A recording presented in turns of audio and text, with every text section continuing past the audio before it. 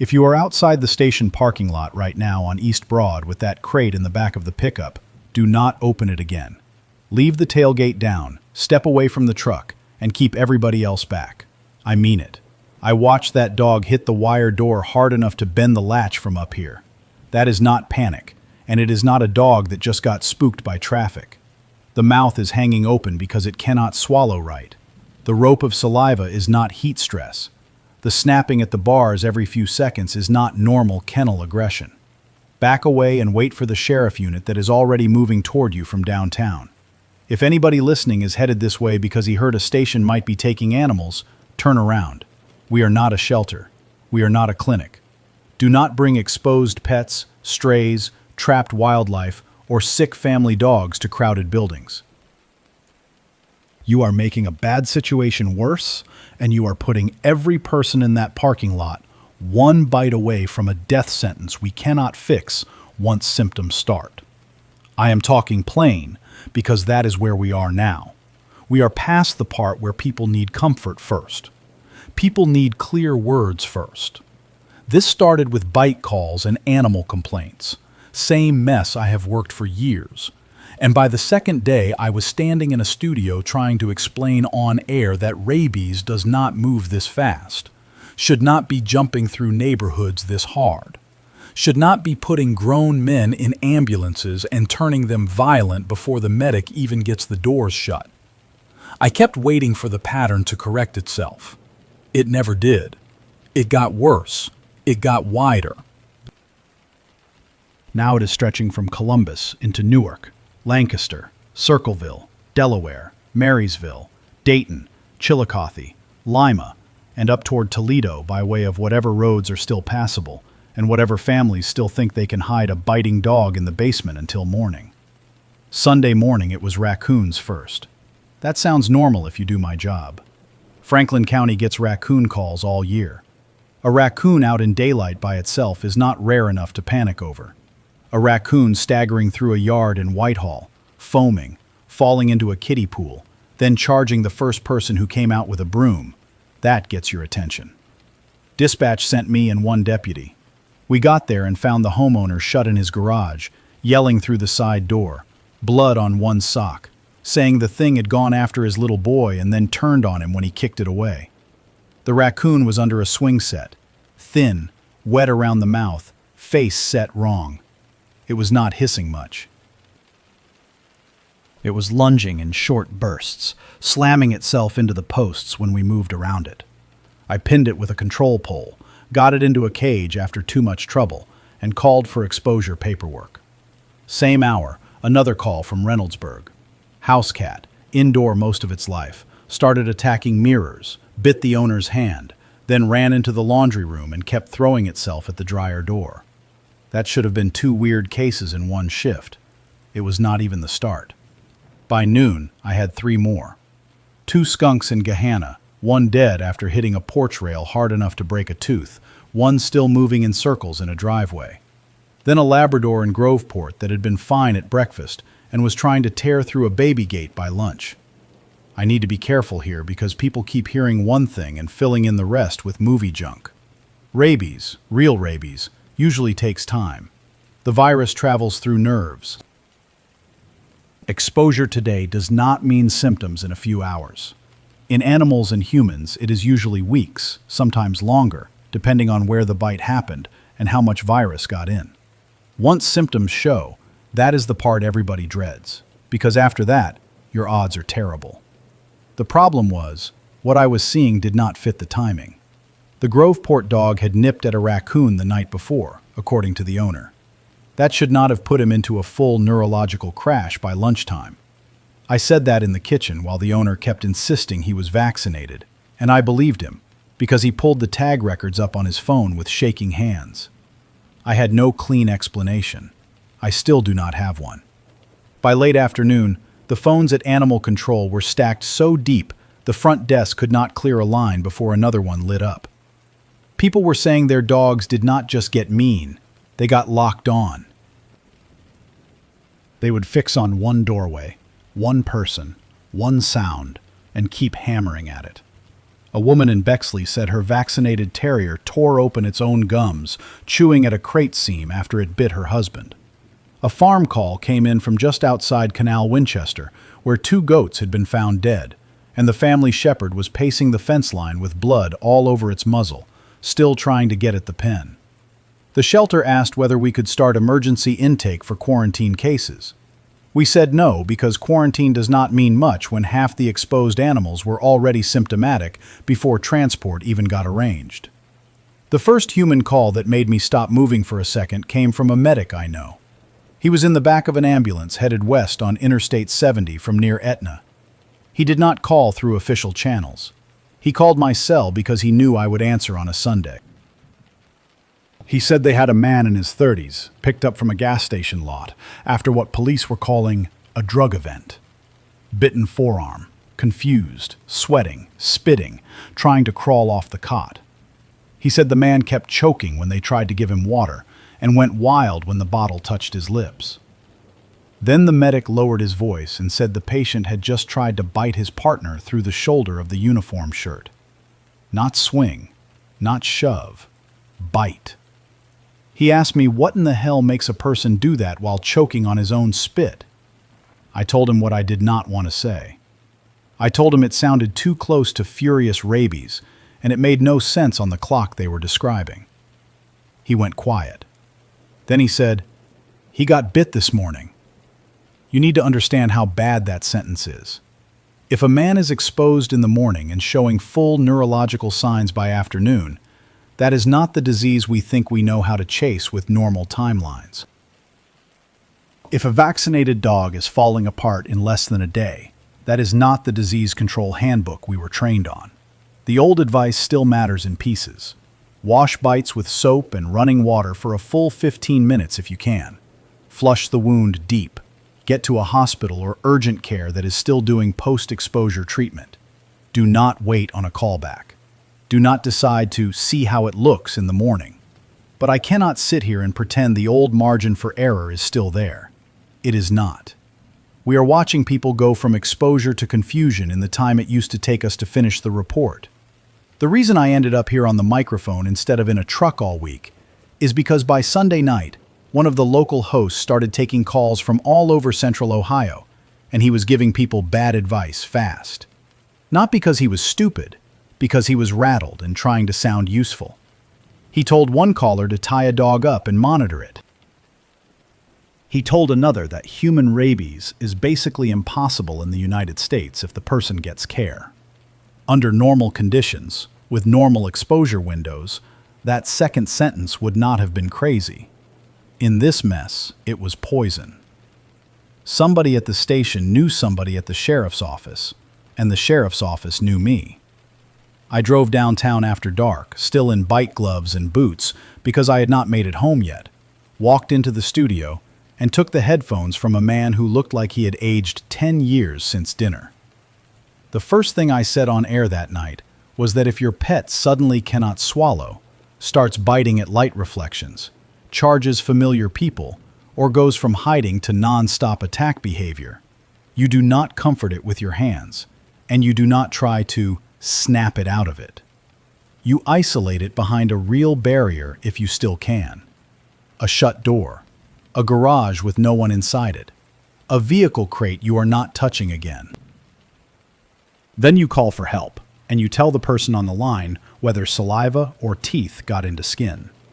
I also said what nobody wanted to hear. If symptoms have started, you are probably not saving that animal.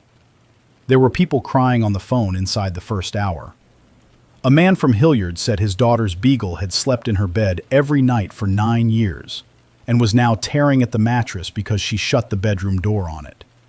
He wanted me to tell him there was a sedative and a quarantine and a plan. I told him if he had a control pole and training, maybe there was a plan. If not, close the door, keep everybody out, and wait for deputies. He said, "So you're telling me to let my dog die alone?" I said, "I am telling you not to let your daughter die with it." That was the part where people started understanding this was not just sick wildlife and bad pet luck. Calls came in from Newark about a father attacking his son after the family tried to drive him to the emergency room. Calls from Lancaster, where a woman locked herself in a laundry room because her brother was banging his head into the hallway wall and snapping at the knob. Police kept trying to sort these into domestic disturbances, narcotics, mental health, head trauma. I am not blaming them. They were using the boxes they had. We were all using the boxes we had. The problem was the thing in front of us had already climbed out of those boxes. It was still using the same old tools the rabies virus uses. Saliva, bites, brain, fear response, swallowing collapse, agitation.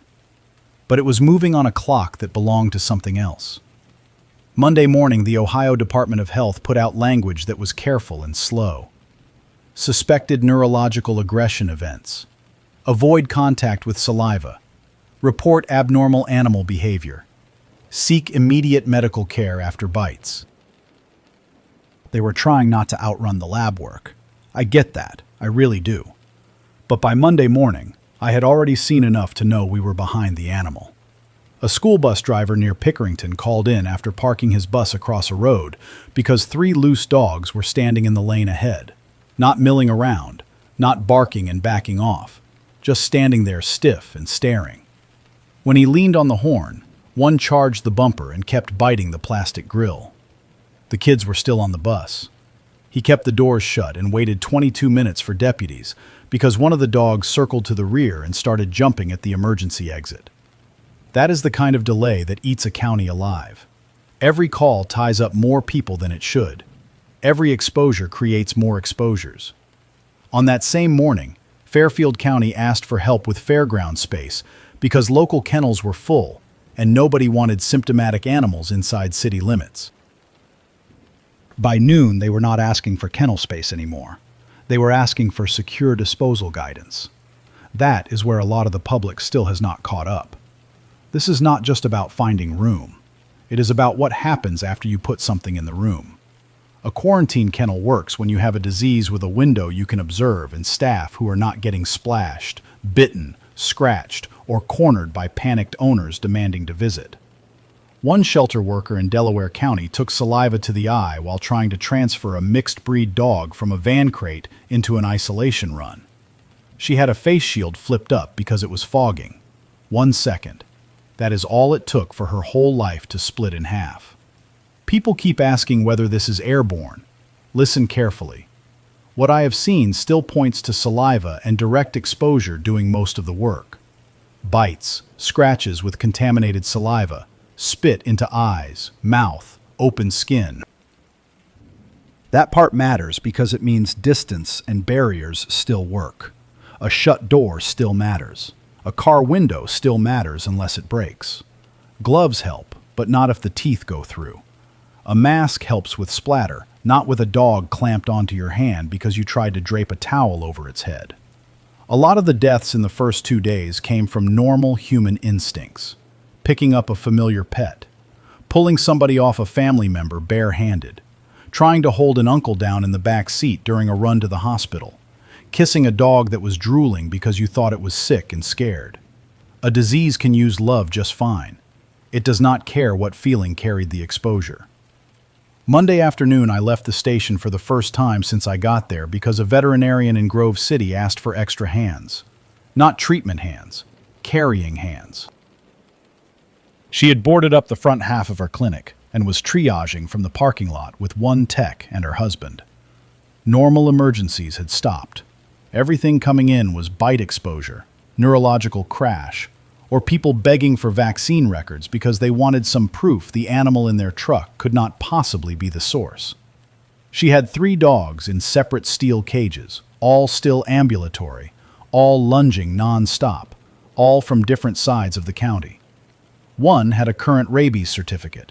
One had no record. One was a police canine prospect recently imported through a private trainer. She looked at me while the cages rattled and said the sentence I have not stopped hearing in my head since. If this is getting through vaccine coverage, we are not containing it with pamphlets. I helped her move supplies, bleach what could actually be bleached, bag what had to be destroyed, and call exposures into a line that kept dropping us. Then a deputy brought in a teenage boy with a towel wrapped around his calf. The bite was deep, through jeans.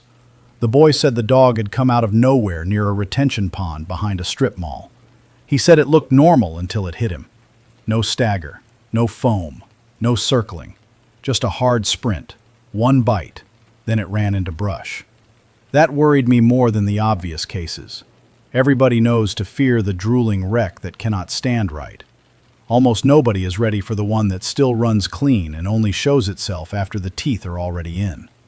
By Monday night, we had law enforcement patching scanner traffic to the station because dispatch centers were drowning. That is when the geography of it became real. East side, west side, farm, suburb, trailer park, apartment complex, all at once. A skunk tore through a chicken run outside London and bit 2 people trying to kick it off a child. A man in Zanesville attacked his wife in the driveway after he started choking when she handed him a water bottle. A loose pack, 6 or 7 dogs, maybe more, crossed a service road outside Springfield and drove traffic into the median because one of them jumped at a motorcycle. A nursing home near Chillicothe called for transport after a resident who had been scratched by a bat 2 days earlier became combative during evening meds. Under ordinary rules, that timing should have been wrong. I keep saying that because I need you to understand what part of the old playbook still holds and what part is dead paper now. Tuesday was when denial turned into anger. Not fear, anger. People were mad at vets for refusing intake, mad at hospitals for sending armed security to doors, mad at deputies for shooting dogs that broke containment, mad at neighbors for calling in family members, mad at schools for closing, mad at stores for pulling pet food off open pallets because crowds were tearing into bags with bare hands after one rumor about supply shipments. We took calls from people who wanted permission not to believe it.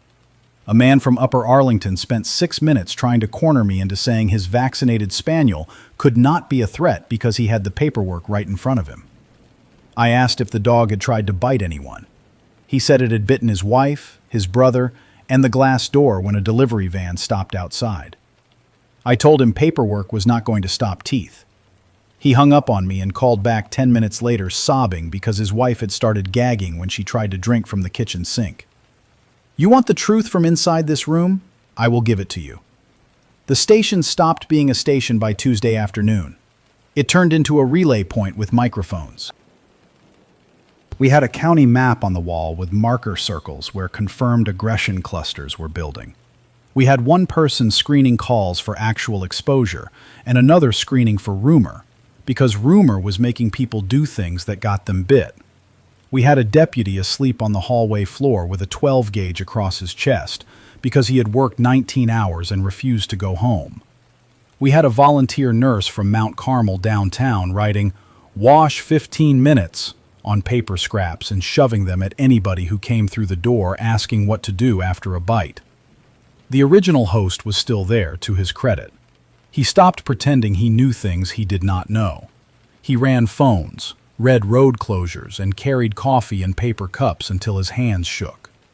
Tuesday evening, we got the first state lab language people could actually use.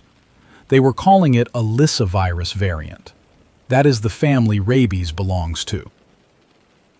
They were not calling it classic rabies, and that mattered. They also said they had samples from canine, raccoon, human, and bat cases showing unusual viral load in saliva and nervous tissue. Again, careful language. They were trying not to spark a stampede. I understand that too. But when the room heard canine, raccoon, human, and bat together, everybody stopped for a second. Cross-species is not the shocking part by itself. Rabies can infect many mammals. The shocking part was the speed, the clustering, and the behavior pattern lining up across species at once. It meant this was not one backyard dog with missed shots starting trouble. This was already out in the web. That night, a trucker called from near Wilmington and said he had hit 2 deer on separate stretches within 40 minutes because both animals had run straight into the lane instead of away from his headlights. The second one was still alive when he pulled over. He said it got up on broken front legs and slammed its head into his step rail until a trooper told him to get back in the cab. Deer can get rabies. It is not common in the way people think of raccoons or bats, but it happens. What you do not usually hear is deer acting with that kind of fixed, violent approach in cluster reports on the same night the dog calls are exploding across counties. That is when food animal people started calling. Cattle, horses, goats. Do we call the whole group? Do we isolate? What if the barn cat bit a calf? I could hear the farm economy starting to break in real time under the disease. Not because every animal was infected, because once nobody trusts saliva, feed lines, fence contact, and shared trough edges, regular work stops being regular. Wednesday morning, Columbus hospitals began setting hard restrictions at doors. No symptomatic walk-ins through the main entrance. Bite exposures to designated intake points only. Security at ambulance bays. Family members staying outside. The line between animal emergency and public order was gone by then. A woman called from a parking garage near Grant and said her husband had locked himself in their SUV after a dog bite on Monday because he was sure he was turning and did not want to hurt her. She wanted me to tell her whether to open the door and try to drive him in. I asked if he was talking. She said he was, but the words were broken, and he kept jerking away from the water bottle she slid through the cracked window. I told her no. Leave the doors shut. Call the emergency line again. Wave down uniformed help if she saw any. She screamed at me that he was her husband and not a stray animal. I said, I know. I know exactly what he is. That does not change what he can do in an enclosed car. Around noon on Wednesday, the first hard perimeter advisories started popping up around sections of Interstate 270 and feeder roads into Columbus, where traffic backups were getting vehicles boxed in beside loose animals and unstable people. Law enforcement did not have enough units to clear every stalled car and check every family van with the doors locked. People stranded in traffic started doing the dumbest possible thing, which was stepping out to look. We took a call from a man near the East Side Belt who said he watched a woman leave her sedan to run to the shoulder because her little dog had gotten loose inside the car and slipped out when she opened the door. A man from the pickup behind her tried to help. The dog bit both of them. Then, while drivers were staring at that, a person 3 cars up started slamming against his own windshield from inside. That is how pileups form when fear and curiosity beat discipline. I need to say something harsh, and I need you to hear it without calling me cold. Stop trying to rescue every animal you love with your bare hands. Stop trying to be the brave uncle who tackles a snapping dog off the porch because you raised it from a puppy. Stop trying to hold down infected people in living rooms. Restraint takes bodies. Bodies get bit. This disease is making normal courage into a delivery system. Use distance. Use barriers. Use rooms that lock. Use fences you are not reaching over. If you have livestock and one animal is showing acute neurological aggression, do not walk into the pen alone because you know her. You know who she was yesterday. That is not enough now. Wednesday afternoon, the station lost commercial power for about 11 minutes after a substation issue on the east side. The generator caught, but those 11 minutes did something to the room. Until then, a lot of people still believed the surrounding systems would hold, even if the disease did not. Power, water, comms, fuel. The usual skeleton. When the lights died and the air handlers stopped, and all we could hear was the building settling and phones buzzing on battery, every person in that room pictured the same thing. This whole crisis, minus the lights, minus the microphones, minus the freezer trucks, minus the hospital corridors. Then the backup kicked on and everybody went back to work harder than before. Because nobody wanted to think about what happened if the wires started failing county by county, while people were still hiding symptomatic relatives in houses with 1 bathroom and 1 kitchen sink. Not long after that, a sheriff sergeant from Licking County came on and said what law enforcement had been circling around for a day and a half. He said their deputies were no longer treating all violent neurological calls as standard medical assists. They were being told to stage, assess for bite risk, and wait for backup even if a family member was begging at the curb. That is a terrible rule. It is also a necessary rule once medics are getting attacked in the rig. I know some people listening hate hearing that. You hear it as abandonment. I hear it as the last attempt to keep enough responders standing to answer the next 5 calls. We had already lost too much time sending 1 ambulance and 2 deputies to scenes that needed 6 people with shields and long tools, not soft hearts and a clipboard. Thursday is where it stopped feeling local. Up to then, you could still tell yourself Ohio was having a bad outbreak cluster. Maybe from a wildlife spillover gone wrong. Maybe from something contaminated in the oral bait systems out east. Maybe from some lab problem nobody was ready to admit. Thursday morning, national outlets started pulling clips from local rooms like ours, because similar reports were breaking out of western Pennsylvania, West Virginia, southern Michigan, and parts of Indiana. Same rough shape. Animal aggression first, human bite clusters second. Hospitals using neurological language until they could not anymore. Families refusing to surrender pets, school closures, road incidents. Deputies and state troopers shifting posture from rescue first to containment first. When several places in different states start making the same ugly decisions on the same day, that is when you stop calling it a county disaster. That morning I finally stepped outside the station in daylight, and downtown Columbus looked wrong in a way I had not had time to notice before. Not destroyed. Worse in some ways. Still normal enough in pieces to tempt bad decisions. Buses moving but half full. Office people still trying to get coffee. One delivery van idling at a curb while the driver argued with his phone.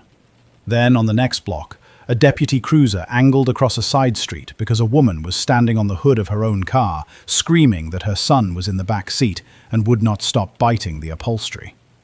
That is what the first week has been. Not a movie version of collapse. Normal blocks with one thing 2 wrong on them. Then 2. Then 6. Then all the gaps between normal fill in. A wildlife biologist came on with me around noon Thursday. Good man. Careful with language. He said what I had been thinking, but did not have his vocabulary for. He said the attack behavior looked less like random encephalitic agitation and more like disinhibited target fixation, layered over hydrophobia and swallowing dysfunction. In plain talk, that means the infected were not just frantic. A lot of them were locking onto living targets with ugly focus, while still showing the fear of swallowing and the saliva load you expect in rabies. He also said the sample pattern suggested shedding earlier in the course than classic rabies. That is another nightmare sentence. Early shedding means people and animals may be contagious before anybody around them understands what they are seeing. Your dog acting off for an evening is not a warning if that evening is already infectious. Thursday afternoon brought one of the hardest calls of the week. A woman outside Circleville had 6 dogs on her property, 3 house dogs, and 3 outside working dogs. One started first, then another. She and her adult son got the house dogs into separate rooms and thought that bought them time. Overnight, one of the outside dogs chewed through a gate panel and got into the mudroom. By morning, the son was bitten on both hands trying to pin it with a snow shovel. Then he hid the wounds because he did not want his mother to panic. By the time she called us on air, he was in the bathroom on the 2nd floor, vomiting, spitting, and cursing at the faucet because the sound of running water was setting him off. She did not want advice. She wanted a sentence nobody could give her. She wanted me to say her son had a chance if she got him in a truck right then. I did not lie to her. I told her to shut the bathroom door, get outside if she still could, and tell responding units exactly where the bites were and when they happened. She made no sound for a few seconds. Then she thanked me in a voice so level it scared me worse than screaming would have.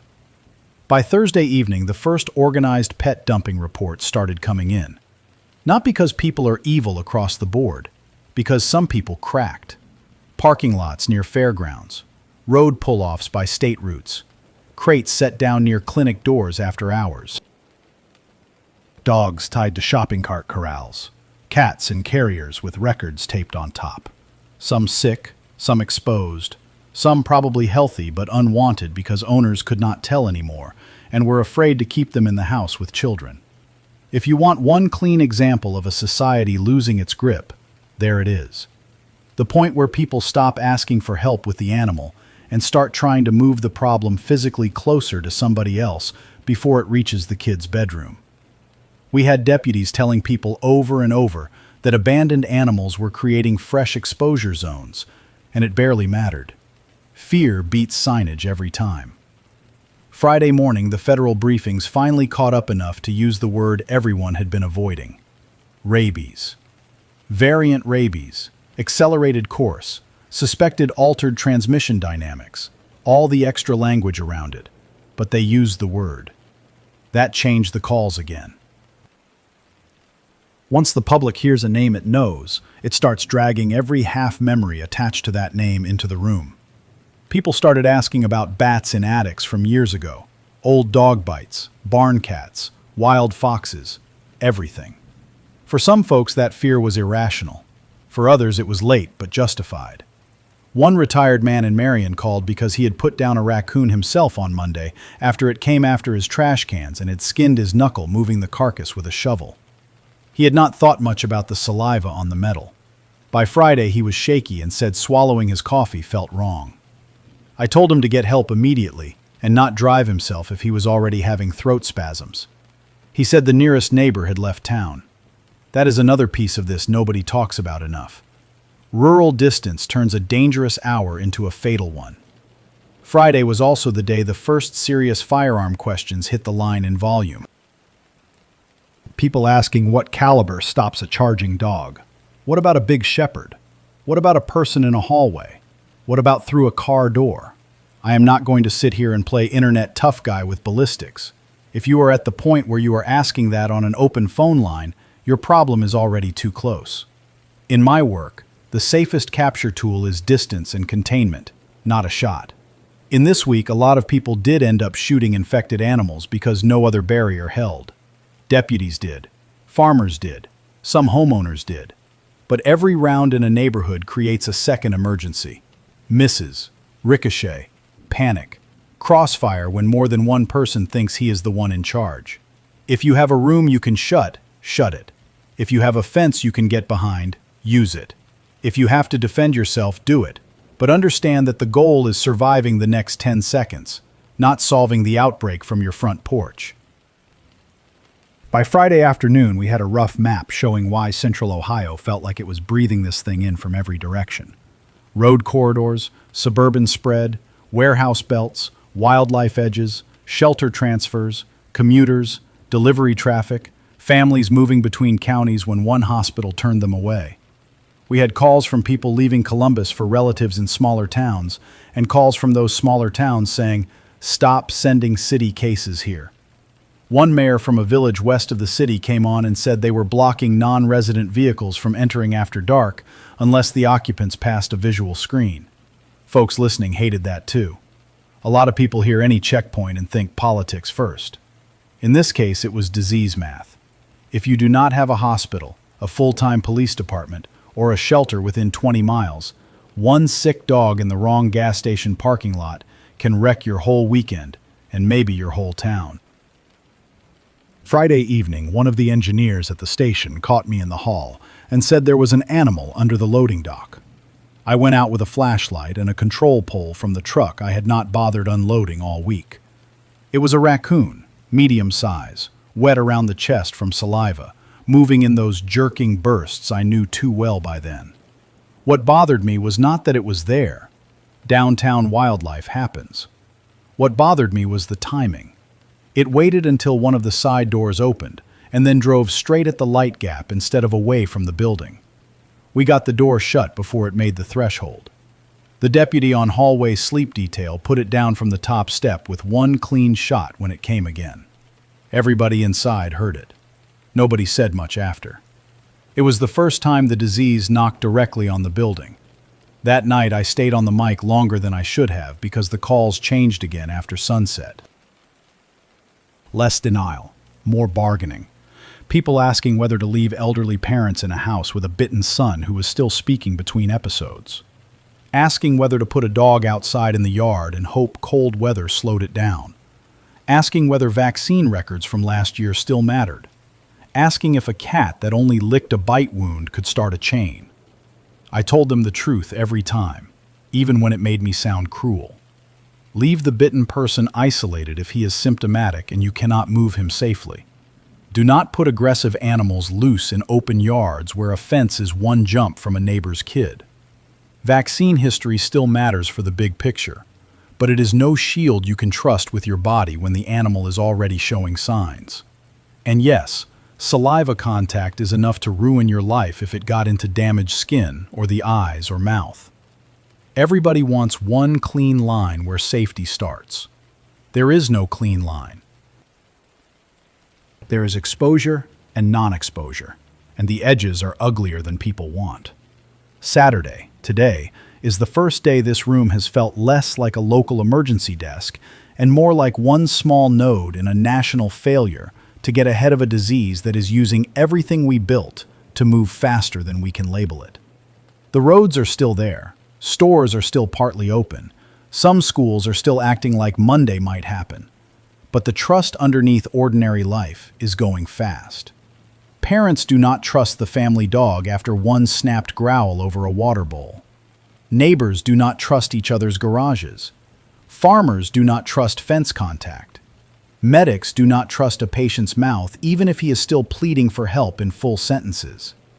That is what collapses first in a crisis like this. Not concrete, trust. We have also started hearing from outside the state in ways that match too closely to dismiss. Pennsylvania coal towns with dog bite clusters and emergency room assaults. A county in West Virginia where a shelter worker died after facial exposure during intake. Indiana highway units dealing with multi-car incidents triggered by loose aggressive animals on ramps. Southern Michigan hospitals flagging unexplained hydrophobia and violent agitation in family members of recent bite victims. You can tell when separate places are reading from the same reality, because the details rhyme even before the agencies do. Not the big headline stuff, the small, ugly parts. People bitten while carrying laundry past a mudroom door. A child reaching under a bed for a cat that no longer recognized the house. A paramedic getting spit into the eye while cutting off a shirt. Those details match. An hour after I said that on air, a trauma doctor from Pittsburgh got patched through by one of the other stations that had started sharing lines with us. He was calling from a staff room with cinder block walls because it was the only place in the building where the noise dipped low enough to hear himself think. He said the hospital had gone from 3 unexplained bite escalations on Wednesday to 21 violent neurological admissions by Saturday morning, plus family members who showed up after saliva exposure while trying to restrain husbands, sons, mothers, and one retired school principal who had been bitten by his own German Shepherd during breakfast. He was not calling for advice. He was calling because he needed somebody else in public to say what he could not get his own administration to say cleanly. He said they were still trying to separate animal bites from human assaults in paperwork, and that split was already useless. By the time a patient made it to triage, he said, the source no longer mattered as much as the timeline, the saliva risk, and whether the staff could keep the room sealed long enough to sedate without somebody getting his forearm chewed open. He said something else that hit the room hard. He said the old assumption that post-exposure treatment would buy time if given fast enough was getting ugly in practice, because nobody could agree where the line even was anymore. In normal rabies response, once you are exposed, you wash the wound, get human rabies immune globulin infiltrated around the bite if possible, then start the vaccine series. Day 0, then more doses over the following days. That is the standard thinking. His problem was that symptomatic onset in some patients appeared to be crushing that window flat. Not every case, that part matters. Some exposures were still following a slower course. But enough were moving fast that hospitals were starting to argue over who counted as salvageable and who was already too far gone to move through a regular protocol safely. If you are listening and wondering what that means in plain English, It means doctors were being forced to decide whether to spend limited drug, room space, and staff time on patients whose mouths were already full of the thing most likely to spread the disease further inside the hospital. That same hour, we got a line open from a county emergency manager in western Pennsylvania, who said a volunteer fire hall had turned into a holding point for exposed families because the nearest emergency room was refusing walk-ins with active aggression. He described folding chairs, blankets, old vending machines unplugged against the wall, and deputies posted at both doors with face shields, leather gloves, and catch poles borrowed from animal officers, because that was all anyone had. He said one man had locked his infected brother inside the family's minivan and parked it 50 yards from the building because he was too ashamed to bring him closer, but too scared to leave. That is the kind of decision people are making when the system stopped giving them a clean handoff. Not good decisions. Not evil decisions either.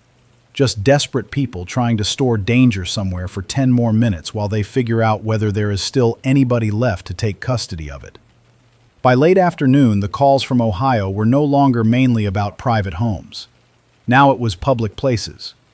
Grocery store vestibules where loose dogs had followed customers through automatic doors before anyone understood what was happening.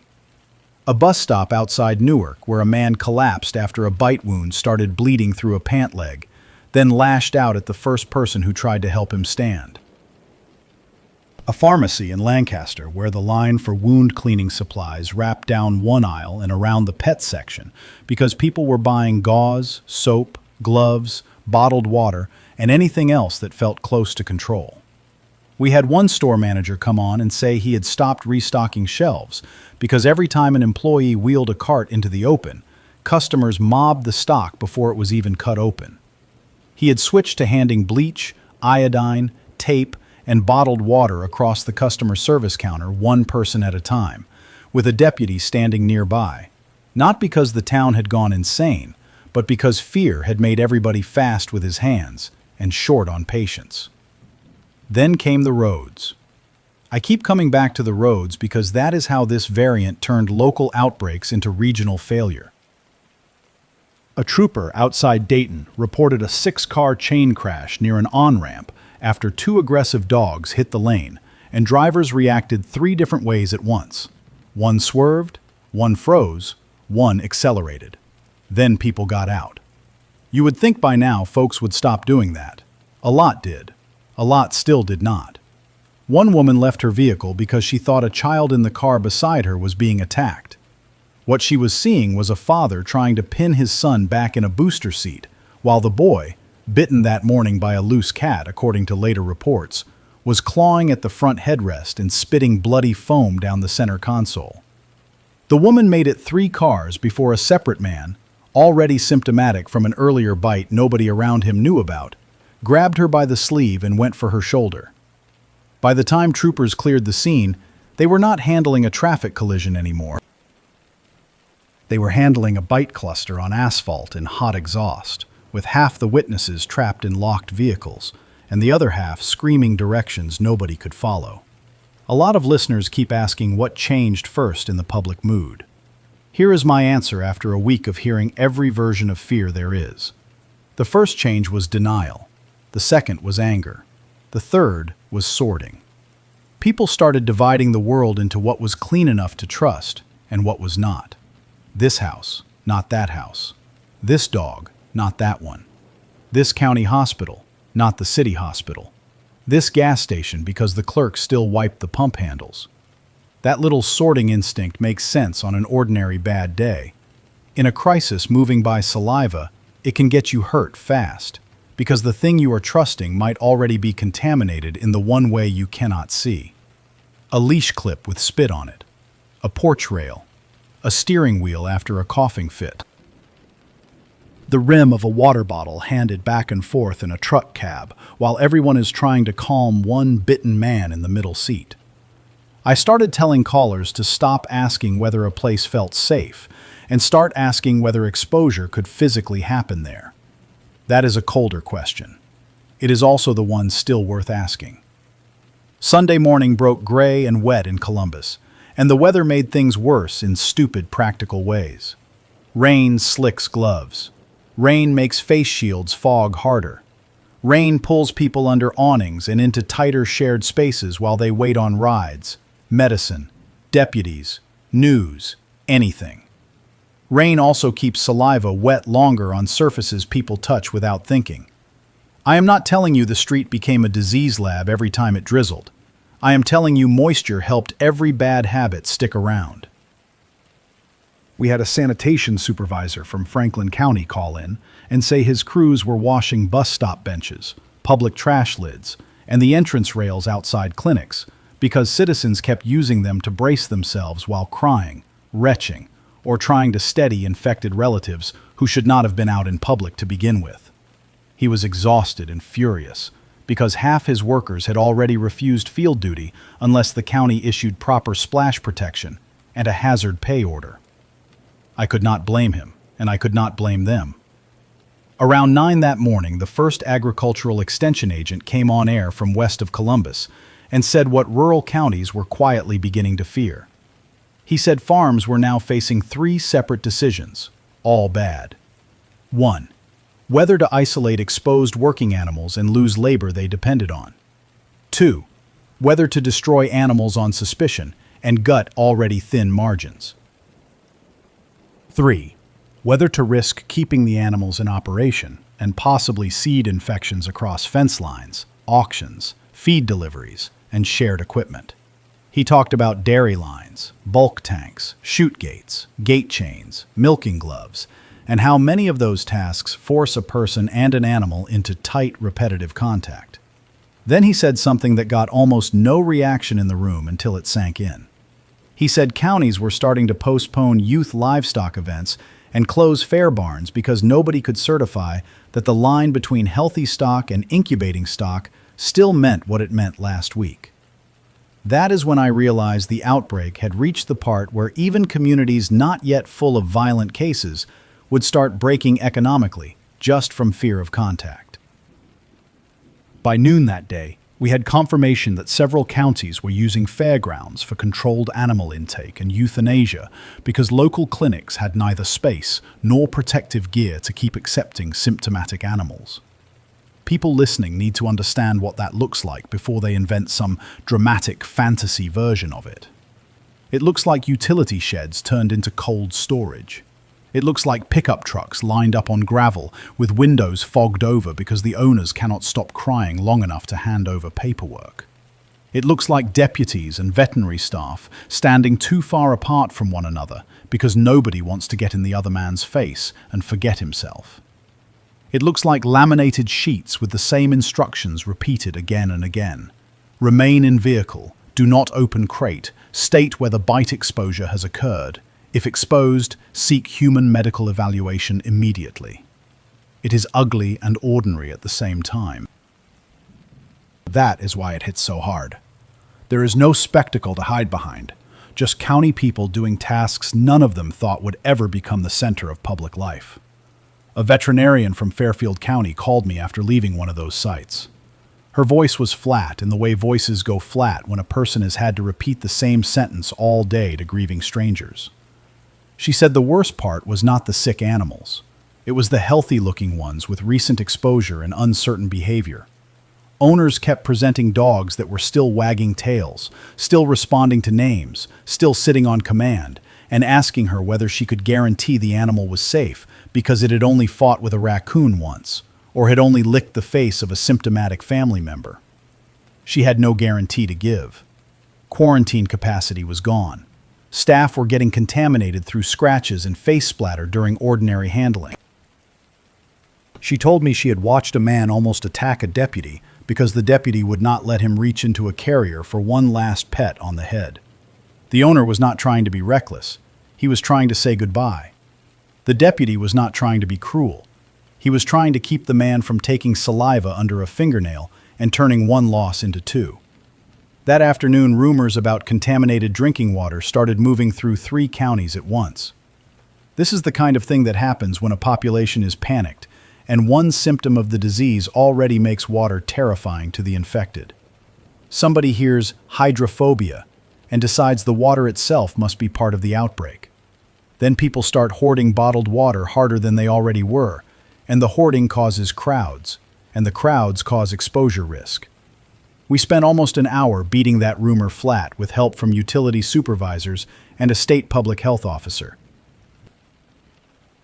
The officer explained, correctly, that hydrophobia in rabies is not fear caused by bad water.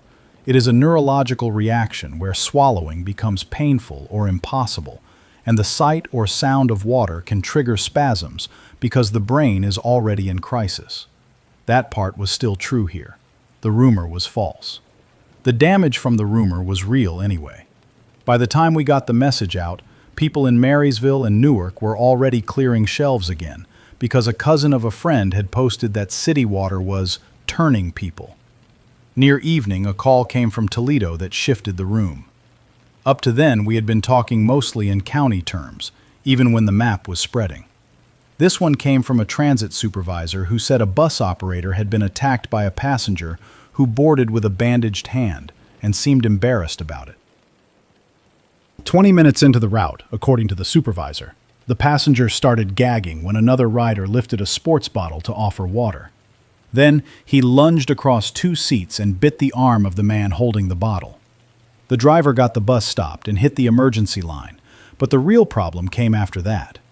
Riders bolted out every door and scattered in all directions, leaving behind backpacks, phones, groceries, and one little girl who had crouched under a seat because she thought everyone was running from a gun. By the time police reached the bus, the bitten passenger had crawled halfway down the aisle toward the back, and another rider who had been scratched in the struggle was trying to climb out a side window. That one call told us the outbreak was now fully inside public mobility. Once buses, transfer points, and shared ride networks start generating events, containment gets ugly fast. Sunday night into Monday, the federal tone changed again. Less reassurance, more instruction. They were still avoiding language that would cause a national stampede, but the meaning was clear enough if you listened. Limit non-essential travel. Avoid direct contact with unfamiliar animals. Report neurological aggression events. Seek medical evaluation after any bite or saliva exposure. Follow local containment orders. I remember reading one of those statements aloud and feeling the room react not to what it said, but to what it did not say. There was no promise of plentiful vaccine, no pledge that hospitals were ready, no clean outline for animal control surge staffing, no national stockpile numbers for immune globulin. That silence told its own story. A government can tell you to wash for 15 minutes and avoid contact, even when it does not know whether the county clinic 2 miles away has anything left to inject when you arrive. By Monday morning, people stopped assuming hospitals were places of cure and started treating them as places of triage and exposure. That shift alone changed behavior all over Central Ohio. Some families refused to go in at all because they had heard about attacks in waiting rooms and ambulance bays. Some drove from hospital to hospital, trying to find one that would accept a symptomatic relative without law enforcement escort. Some did the worst version and parked outside, calling from the lot because they were afraid to bring the infected person inside but too frightened to leave. We got one nurse from a facility near Dayton on the line who said staff were doing evaluations through partially opened vehicle windows using face shields, long sleeves, and the fastest questions they could manage because every minute spent beside an agitated patient in a confined car multiplied the danger. She said they had already cut away seatbelts from 2 vehicles that morning because families had used the belts as makeshift restraints and then could not get the infected person loose without putting hands and faces inside range. I need to say something technical here because listeners kept getting this wrong, and it was getting people hurt. Sedation is not a magic answer in uncontrolled environments. A lot of callers thought the moment a symptomatic person reached a hospital, staff would just put him out and solve the immediate danger. That is not how it works.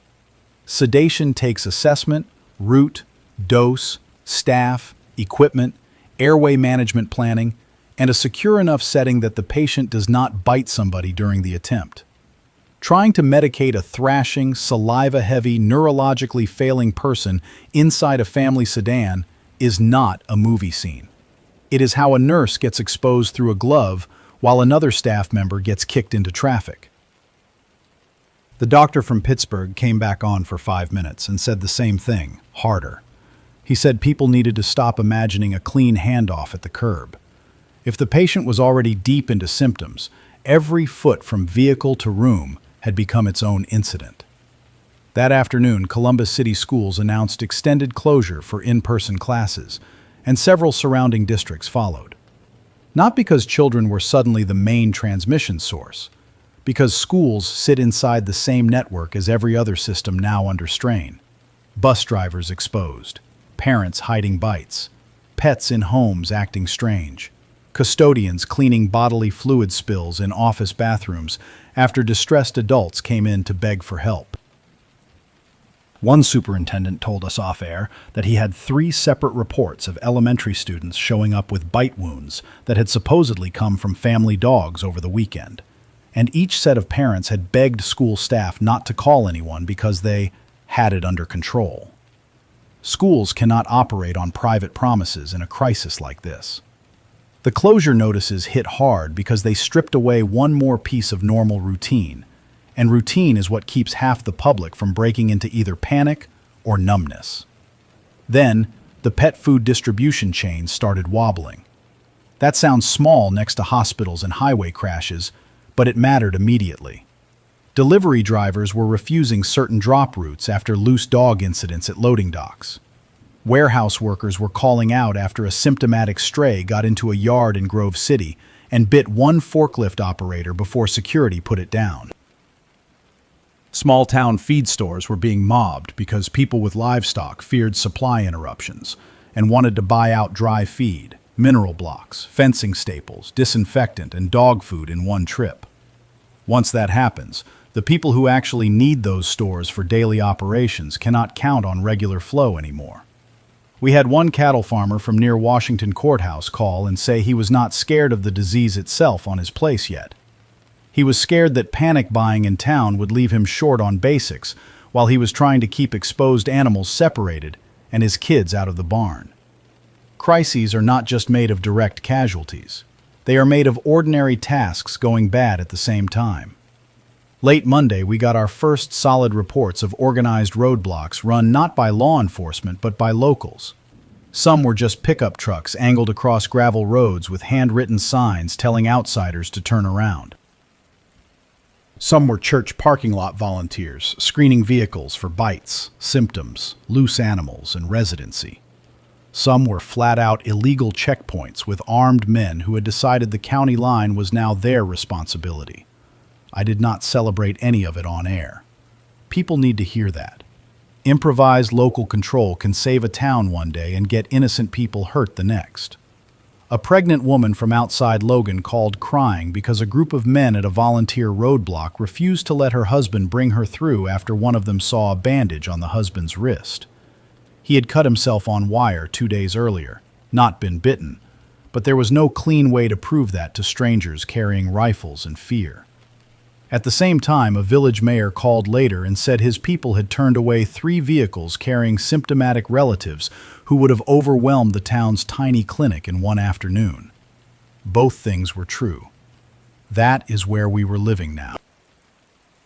Necessary control and blunt overreach, side by side. Monday night, a state official finally used the phrase behavioral containment zones during a briefing. That meant areas with repeated aggression events where public movement would be restricted, even if there was not yet lab confirmation on every case. The phrase sounded bureaucratic and bloodless, but on the ground it meant certain parks, rest stops, neighborhoods with recurring loose animal clusters, and selected roadway shoulders were being treated as places you did not walk into unless you had a specific reason and backup. Several people listening hated the phrase on principle. I get that. It sounded made for abuse. But after hearing about children still being taken to playgrounds beside drainage ditches full of wildlife activity because parents were exhausted and trying to salvage some version of normal, I could not say it was pointless. People keep waiting for a perfect phrase to make danger acceptable. There is no perfect phrase. There is just the map of where people keep getting bit. By dawn Tuesday, the animal side of the crisis was changing again. We were getting more calls about animals that did not present with the full, obvious, furious stage before attack. Quieter dogs, cats that hid all day then exploded when touched, livestock that seemed merely restless until a person entered the pen. That made household and farm exposures harder to predict. One man in Knox County said his old collie had looked tired, not aggressive, so he sat on the mudroom floor to comfort her and try to syringe a little water into her mouth. She bit through the web of his thumb so fast he barely saw it happen. He called not because the dog was raging around the room. He called because now the dog was back under the bench, the man's hand was bleeding into a towel, and his wife wanted to know whether to shoot a dog that was not acting crazy anymore.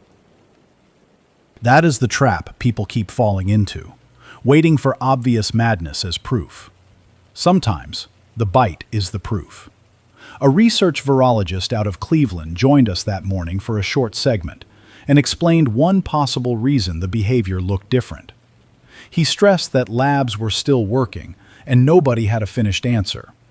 Then he said the variant might be altering shedding timing and symptom progression without fully matching the classic two-form rabies descriptions the public had heard about for years.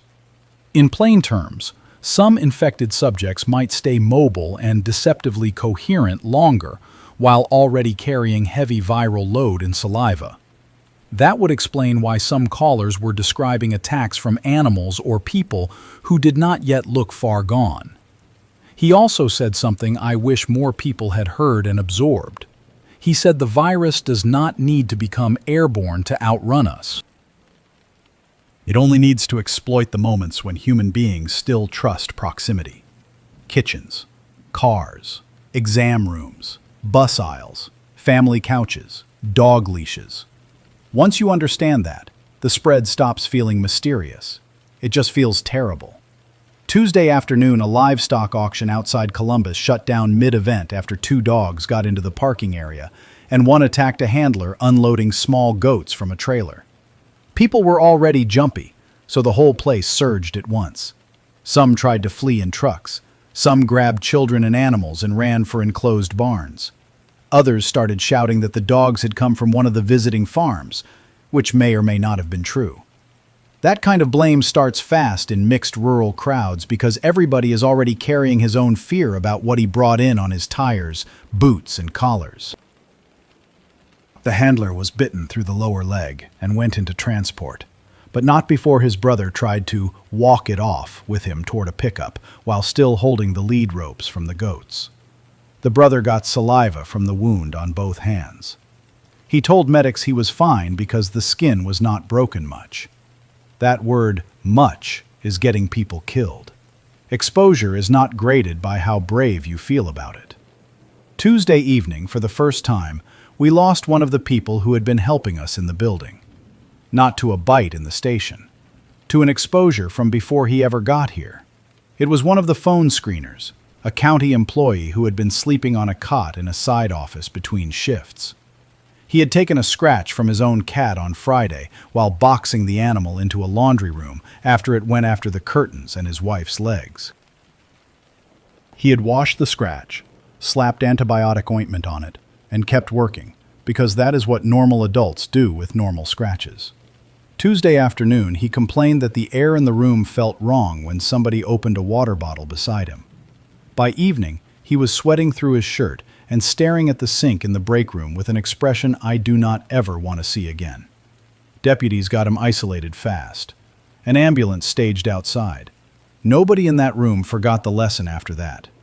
You can be informed, serious, in the middle of the response, and still lose because one household animal got one thin line of saliva into one scratch you dismissed 4 days earlier. That night, every person in the building checked his own hands, forearms, knuckles, old hangnails, and shaving cuts under better light than he had used in a week. Nobody had to say why. We were all doing the same private math. The station engineer threw away a coffee mug because he realized he had let 3 different people use it in the previous 2 days after rinsing it under weak tap water between refills. A deputy asked for more face shields before he would go back to the entrance. The volunteer nurse washed the break room counter with such force she tore her glove at one fingertip and had to start over. That is another stage of this kind of crisis. Once exposure becomes real inside the response group, everybody tightens at once. Some of that tightening saves lives. Some of it makes people too jumpy to function. The trick is holding the useful discipline without sliding into paralysis. Wednesday morning, the governor announced expanded deployment of state resources, including National Guard support for logistics, perimeter control, and medical transport corridors. That sounded reassuring on paper. On the ground, it meant soldiers standing outside county facilities, while local responders still handled the close contact decisions nobody else wanted. Guardsmen can move pallets, secure entrances, run generators, and keep roads clear.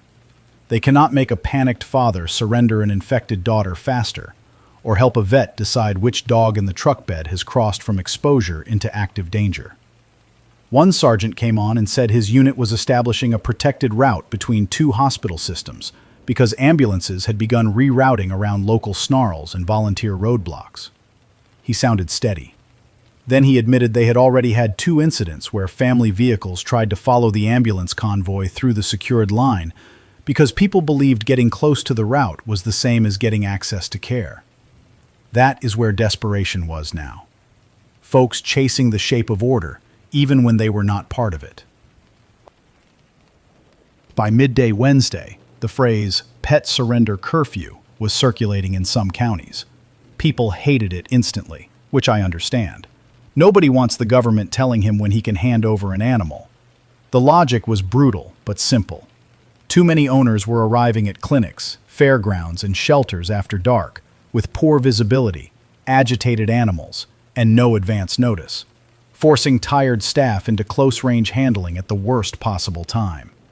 So counties started limiting intake windows, unless law enforcement or emergency veterinary staff had pre-cleared the case. That saved some responders. It also created new problems. Some owners, told to wait until morning, went home and tried to manage the animal alone. We heard from a woman in Delaware County whose husband built a plywood barricade in the garage to keep their mastiff contained overnight after the curfew turned them away. Sometime before dawn, the dog chewed through a lower corner, got its head and one shoulder through, and bit the husband when he bent near it with a flashlight. A policy can be logical and still kill people when the system behind it is too thin to carry the real need. Wednesday afternoon, a county coroner from eastern Ohio called in because rumors were spreading that the infected were rising after death. I want to say this clearly because bad information in a panic turns into its own weapon. No, we were not seeing dead bodies get back up in the way people were whispering. What coroners and hospital staff were dealing with was violent activity very near death, extreme agitation, terminal spasms, and confusion around time of death in uncontrolled settings. If a family member thinks somebody has gone still, approaches, then the person surges in the last stages and bites. The story mutates by nightfall into, "he came back." The coroner said bodies did remain high risk from saliva and handling contamination, especially when death occurred during active symptoms. That is bad enough without adding fantasy to it. We spent 20 minutes killing that rumor because once the public starts talking resurrection, practical disease control loses ground to fear theater. That same hour, another kind of rumor started, one that sounded more scientific and therefore more dangerous. Social posts claiming the variant must have been engineered because no natural lyssavirus could move this way. I get why people jumped there. The speed was wrong. The behavior was wrong. The cross-species pattern was ugly. But jumping from wrong to engineered was already making some people ignore actual protective advice because they figured if the government was hiding a lab event, then nothing ordinary would help anyway. That is fatal thinking. Maybe someday somebody will sort out where this variant came from. Maybe it was an improbable mutation chain. Maybe it involved failures none of us know yet. On Wednesday, none of that changed what a bite did to a hand or what saliva in an eye could do to a paramedic. I started telling callers to stop chasing origin stories and start chasing exposure histories. The virus does not care whether you understand its biography.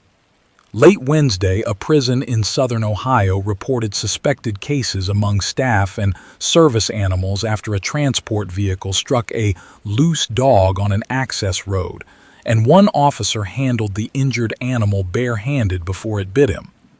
In an ordinary week, that would have been a sad local event. In this week, it became a whole institutional problem because correction settings are closed, tense, heavily procedural spaces where one sick staff member can disrupt shift turnover, medical access, kitchen operations, and perimeter security all at once. The prison did what institutions do under pressure. It locked down hard. Families heard lockdown and assumed riot. Staff heard possible exposure and started arguing over who had shared radios, cuffs, meal tables, and transport benches with the officer after the bite. That call mattered because it showed how many places were now one incident away from losing function. Not just hospitals and shelters, jails, warehouses, schools, bus depots, road crews. Any place where people work close and hand objects back and forth all day. Thursday morning, the first major fuel disruption hit central Ohio. Not because refineries were out. Because tanker routes were delayed, some drivers refused high-risk drops, and several stations had already shut pumps after exposure incidents in the forecourts. One station outside Circleville closed when a symptomatic man collapsed beside the diesel island, then bit the clerk who ran out to help him before anybody understood what was happening. Another near Delaware taped off 2 pump lanes after deputies said a loose dog had left blood and saliva across the concrete and lower handles during a pursuit through the lot. The fuel shortage panic fed everything else. If families think gas is running out, they drive farther and sooner. If they drive farther and sooner, they spread more, crowd more, fight more, and show up in smaller towns that have even less capacity to absorb them. We had a county planner call and say the disease was no longer just a public health event. It was now a mobility crisis. He was right. We started reading practical travel rules every hour after that. Do not stop for stranded animals. Do not pick up hitchhikers. Keep windows mostly up unless you must speak. Do not share drink containers in vehicles. If a rider becomes suddenly agitated after a recent bite, pull over in the safest open space you can, separate if possible without hand-to-face struggle, and call ahead before driving to a facility. Some listeners hated hearing advice that sounded so cold. They wanted warmth from the voice on the radio. I get that. But warmth that gets a family clustered inside a minivan with an infected cousin between the car seats is not kindness. It is just nicer language for a bad decision. A lot of the realism in this outbreak has come from how ordinary the fatal choices are. Not heroic sacrifice, not cinematic last stands. Just reaching to steady someone, lifting a bowl, checking a crate latch, carrying a sleepy cat, sharing a bottle of water because the road is long and everybody is rattled. Thursday around noon, one of the big animal shelters in the region announced it was suspending public intake entirely after multiple staff exposures and one confirmed death.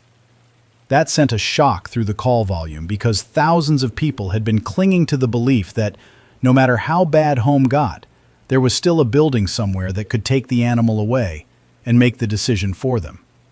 Once that illusion broke, the moral burden rolled right back downhill onto kitchens, garages, barns, and apartment hallways. We started hearing more callers asking about humane dispatch on private property. That is not a conversation anybody wants to broadcast, and I was careful every time.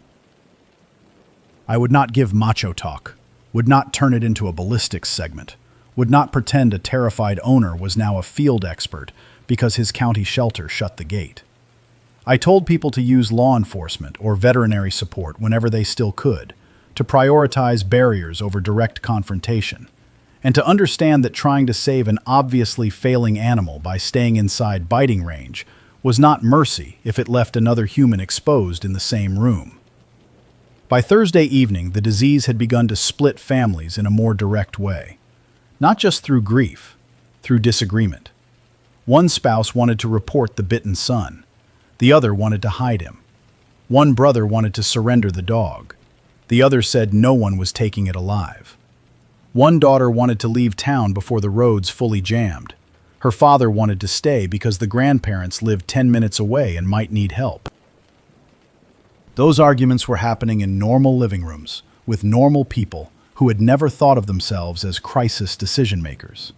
A pastor from outside Newark called and said half his day had been spent not praying, but mediating families over the phone while sirens moved in the background. He said the hardest calls were the ones where everybody loved each other, and there was still no good answer. That tracks with everything else I was hearing. Disaster does not always reveal villains. Sometimes it just takes decent people, puts them on opposite sides of the same dangerous fact, and forces a choice anyway. Late that night, we got one of the clearest pictures yet of how fast a single exposure could destabilize a whole building. It came from a nursing facility outside Dayton. A resident with dementia had been scratched 2 days earlier by a visiting therapy dog that later became violently ill at its home. Staff had not known any of that at the time. By Thursday evening, the resident was choking on water, agitated, and lashing out during care. In the attempt to protect him and everyone around him, 3 aides, 1 nurse, and a maintenance worker ended up in close contact. One aide took saliva to the cheek. Another got scratched across the wrist while avoiding a bite. The facility locked a hallway, diverted visitors, and begged for transport support. But no ambulance wanted to send an unshielded crew into a partially secured memory wing without backup. That is how exposure radiates through institutions. 1 scratch, 1 missing piece of history, 1 room. Then 6 workers, 12 residents, and an entire night shift start living in a different reality. Friday morning, the weather warmed a little, and that brought wildlife activity back up in places where several cold, wet days had kept people hoping maybe things were easing. They were not. We got reports of foxes in daylight near suburban retention ponds, raccoons pressing at screen doors, and bats appearing in garages where folks were already sleeping in vehicles because they no longer trusted the dog in the house. One township police chief said his officers had gone from handling 1 or 2 odd wildlife complaints a week to 30 in a single morning, many of them overlapping with human bite concerns. He sounded more tired than alarmed, which in some ways was worse. Tired means the abnormal has started to become routine. Once responders accept that 4 aggressive animal calls before breakfast is normal, the system is already operating inside a new level of damage. On Friday, the federal health side finally admitted supply strain on both vaccine and immune globulin. They used careful language again. Distribution bottlenecks, prioritization protocols, regional allocation adjustments. I translated that on air into the words people already feared. Some places were running low. Some were already out. That did not mean every exposed person was doomed. It meant timing, triage, and location now mattered more than ever. Facilities began prioritizing confirmed high-risk exposures over vague or old cases. That sounds reasonable until you picture the actual arguments it creates. A mother screaming that a scratch from her own cat yesterday should count. A man demanding treatment because he found dried saliva on his steering wheel and thinks it came from his bitten cousin. A deputy trying to explain to 10 families at once that the clinic can only process a handful of people before midnight, and the rest need transfer, travel, or waiting. Scarcity does not just remove comfort, it manufactures conflict. We heard from one county hospital that had started issuing numbered cards in the parking lot for bite evaluation because people kept leaving vehicles and crowding the entrance once they realized supplies were finite. Number cards. In America. for possible rabies treatment. That is where the week had taken us. A woman from outside Mansfield called while sitting in that line. She said there were parents in minivans, farm workers in muddy trucks, one UPS driver still in uniform, and an elderly man in a Buick with a towel around his hand and his dog tags hanging from the mirror. She said the quiet was the worst part. Nobody was yelling. Nobody was making a scene. They were all just staring forward and trying not to touch their own faces. That image stayed with me. A crisis does not always sound loud at the center. Sometimes it sounds like engines idling and people trying not to count how many cars are ahead. Friday afternoon, the Ohio River corridor started lighting up in reports from both sides of the water. Border counties in Ohio, West Virginia, and Kentucky were now swapping information through sheriffs, clinics, and local stations because formal channels were lagging behind the pace of events. Bridges became choke points again. Not because officials closed every one, but because families trying to flee one side were meeting volunteer screening, stalled traffic, or reported aggression events on the other. One bridge incident near a smaller crossing involved a dog loose between lanes, a pickup with a symptomatic passenger, and a city bus that could not reverse once traffic boxed in behind it. That single knot froze the crossing for nearly an hour and generated exposures in vehicles that had nothing to do with the original problem. That is the part people miss when they imagine disease spread only in terms of direct infection chains. Infrastructure jams create secondary risk: heat, arguments, shared space, people stepping out, doors opening, help offered, hands used. By then, our station had become part of an informal radio network, whether anyone planned it or not. Smaller stations, church broadcast rooms, public safety media desks, and even one college setup that still had backup power were sending us verified local updates and asking us to repeat theirs. No branding, no ego, just practical relay. Road closed at this point. County fairgrounds now intake only. Hospital lot full. State route blocked by livestock spill after trailer incident. Volunteer screening point moved from church lot to fire station. That network saved people. It also exposed how thin our information had become.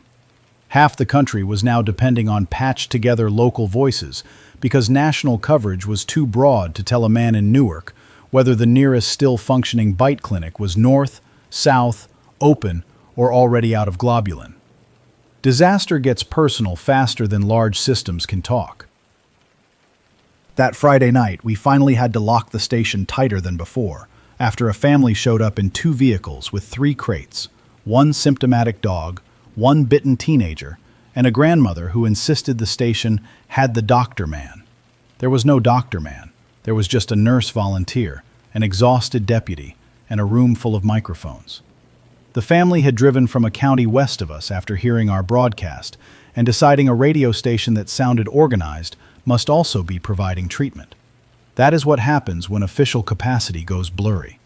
People start chasing whatever voice seems least confused.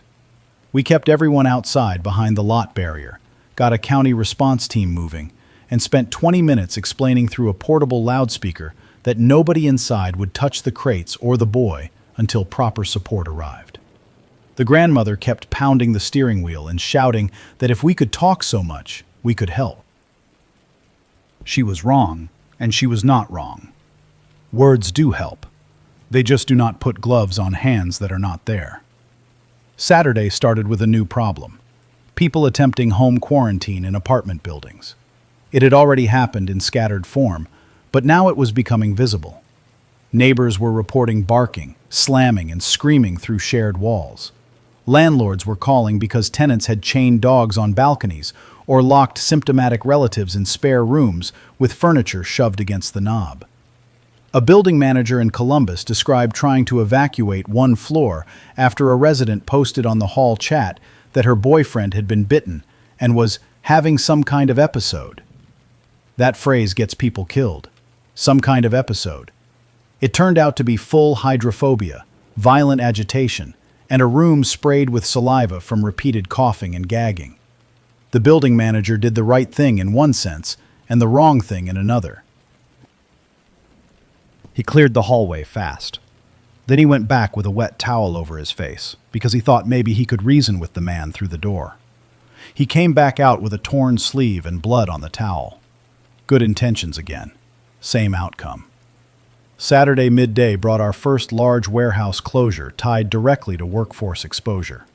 A distribution center outside Columbus handling mixed retail goods shut down after a loader operator was attacked near the break area by a coworker who had come in with a hidden bite from his own dog. That man had worked half a shift before symptoms went unmistakably bad. In that half shift, he had touched scanners, steering wheels, break room furniture, locker handles, and shared coffee supplies with dozens of other workers. Public health teams had to explain again that dried, casual surface contact was not the same risk as direct saliva exposure. But the workforce was already spooked beyond reason. Hundreds walked out anyway. That closure immediately cascaded into store shortages for items unrelated to the disease, which fed more rumor, more crowds, more driving, more bad decisions. It is almost never one dramatic collapse. It is tasks linked together so tightly that one bite in the wrong room turns into empty shelves 2 days later. By Saturday afternoon, firearms calls and amateur militia talk were rising in ways that worried me more than some of the disease numbers. Once people start believing every strange dog is a threat and every coughing stranger in traffic might be infected, trigger discipline and judgment go downhill fast. We had reports from 2 counties of neighbors drawing on each other during arguments over whether a loose pet should be put down on site. A sheriff from one rural area came on furious and said his deputies were now answering rabies calls that turned out to be armed property disputes because one family accused another of letting infected dogs roam. Disease fear had become fuel for old grudges. That is another reason I kept resisting the macho tone some callers wanted. The second this turns into a permission structure for frightened men to play enforcer, the casualty count will jump in directions that have nothing to do with the virus at all. A little before sunset, we got a report from a county in Indiana that made the whole room go still. A church had opened its fellowship hall as an informal rest point for travelers trying to avoid interstates and main routes. Families were stopping for bathrooms, water, first aid, and route advice. One couple arrived with a dog in the rear cargo area they insisted was just car sick. They kept the hatch mostly closed. A volunteer went out to offer bottled water and heard the dog hurl itself against the interior gate. While he was speaking to the couple, their small boy opened a rear side door from inside the vehicle. The dog got a leg through, bit the child, then bit the volunteer when he grabbed for the boy. The hall went from sanctuary to exposure site in maybe 10 seconds. 40 people were inside. No clinic nearby. That incident traveled to us through 2 stations and 1 county line within an hour, because everybody hearing it knew it could happen anywhere people were still trusting family vehicles at face value. That is when I changed my own tone on air. Not the information, the tone. Up to then, I had still been trying to speak in ways that made people feel accompanied. Saturday evening, I started sounding more like a checklist with a pulse. If you are transporting an animal, state it before anyone approaches the vehicle. If the animal has been exposed or is acting abnormally, do not stop at churches, schools, volunteer sites, or gas stations to ask for help. Call from distance. If a person in the vehicle has a recent bite and shows swallowing trouble, aggression, or fear reaction to water, you are no longer on a normal family errand. Pull over away from crowds and call for controlled response. Some people hated hearing it so bluntly. Good. By then, the cost of sounding gentle was too high. Near midnight Saturday, after most official lines were slower and the calls got stranger, we heard from a veterinarian in southern Michigan who said wolves and coyotes were not the issue her callers feared. Pets were. Always pets. She said every public imagination in a rural county jumps straight to the big wild thing in the woods, but her actual caseload had been house dogs, barn cats, and 1 miniature horse. She said the miniature horse case was what finally convinced a lot of local families the variant was not going to follow the neat categories people preferred. The animal had been calm in the morning, uncoordinated by noon, and attacking the stall door by evening. The owner's first instinct had been to go in and soothe it because it was small and familiar. He took a bite to the forearm. Then his wife got exposed, helping him bandage it. One sick animal, 2 adults, 1 barn, 1 night. That is the actual size of most tragedies in this outbreak. By Sunday, 1 full week from the raccoon under the swing set, the country was not finished. It was worse. Finished sounds dramatic. Finished suggests a single break and then a new reality everyone can see. We were not there. We were in the stretch where half the systems still function enough to tempt dependence, while failing in uneven, ugly ways. Water still ran in most places. Electricity mostly held. Some hospitals still processed patients. Deputies still answered. Road crews still cleared incidents. Grocery stores still opened, sort of. That partial function is what keeps the public moving, traveling, hoping, improvising, and exposing itself. If everything collapsed cleanly, behavior would change faster. It is the half-normal week that does the deepest damage. Sunday morning, I asked for updates from ordinary people, not officials. Drivers, clerks, janitors, bus mechanics, kennel techs, deputy spouses, farmers, motel desk workers. The pattern that came back was almost more useful than the state maps. A motel manager in Springfield said families were checking in with pets they refused to disclose until the barking started. A janitor in a Toledo urgent care said the floor outside one exam room had been mopped 4 times in an hour because frightened relatives kept crowding the doorway and backing into one another while staff tried to keep distance. A farm wife near Chillicothe said her whole day was now gates, boots, hand washing, and keeping the children from helping with chores because kids still move toward distressed animals when adults need them to move away. A mechanic in Columbus said shop owners were refusing to road test customer vehicles if there was blood, drool, or pet mess inside because nobody trusted what story came with the mess anymore. That is the real week. 1,000 tiny changes in how people touch the world. A little after noon Sunday, we got the first reports of some counties discussing mandatory reporting of all animal bite incidents within hours rather than days, with penalties for concealment in active zones. I know exactly how that lands in a country where people already suspect authority and cling hard to home autonomy. It lands badly. It also made grim sense by then. Too many families had sat on bites because they were embarrassed, sentimental, broke, or convinced their own animal could not be part of this. Concealed exposures were now a major engine of spread. A county prosecutor called in and said nobody wanted to criminalize grieving owners. They were trying to stop the chain created when one hidden bite becomes one hidden symptomatic case in a school, warehouse, church, or traffic jam 2 days later.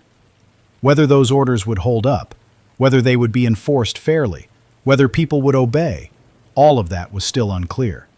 But the fact they were even being drafted told you where the week had carried us. Private pain had become public hazard. That afternoon, after days of hearing about vehicles and crates and closed doors, the loudest call of the week came from a county fairgrounds site when somebody cut a crate latch in line because he could not bear the sound of his dog throwing itself against the wire anymore. He thought maybe the animal just needed air, maybe open space, maybe a voice it knew. The dog hit him in the chest, bit his lower face, then turned on a staff member before deputies put it down. The whole line erupted. Drivers abandoned vehicles. A horse in a nearby trailer started kicking the side panel. Staff tried to scream people back into their cabs, but once panic starts in a live animal queue, control is almost impossible. We aired the aftermath report only after we could verify it, because I did not want to turn one man's terrible decision into rumor theater. But I also needed listeners to hear it. A latch is not mercy. Air is not medicine. Familiarity is not protection. By Sunday evening, I could hear the country changing in the questions people asked. At the start, it was, what is happening? Then, what should I do? Then, can my dog be okay? Then, can my husband still be treated? Now the questions were uglier and more practical. How do I keep my kids from seeing this room? Can I sleep in my truck if the house is not safe? Do I tell the neighbor his dog bit my fence hand if I know he will shoot it? If my mother will not stop trying to feed my infected brother water, do I physically stop her? Those are end of first week questions. Not because the world ended in 7 days, because ordinary moral space narrowed that fast. People were already choosing which damage they could live with. So this is where I leave you for the night if the generators hold and the phone lines keep breathing. The variant did not need to turn people into monsters to break the week. It only needed to move faster than trust, faster than paperwork, faster than the old treatment window in enough cases to make every ordinary act of care dangerous. It rode family vehicles, pet carriers, mudroom floors, shift changes, county roads, and the refusal most decent people feel when someone tells them to back away from a living thing that is scared and familiar. That was enough. More than enough. If you are still listening in a house that feels almost normal, do not waste that gift. Separate risks before they become scenes. Report bites before symptoms start. Keep your hands off mouths, collars, and wounds. Do not chase treatment by driving blind from county to county. Call first. Move with purpose, not panic. The first week taught us one hard rule over and over. The people who survived did not always have more courage. Most of the time, they just created distance soon enough and kept it when every decent instinct told them not to.